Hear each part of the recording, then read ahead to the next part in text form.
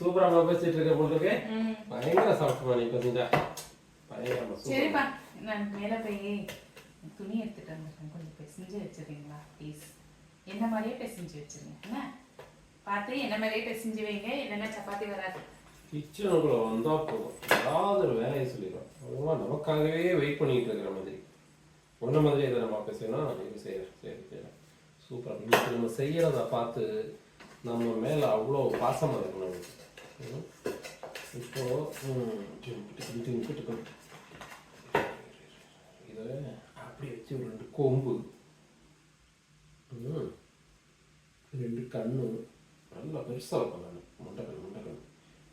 அப்புறம் ஒரு மூக்கு, பெரிய வாய், ரொம்ப பெருசாக ஒரு வாய். வாய் மட்டும் இங்கேருந்து இங்கே வரைக்கும் அப்படி.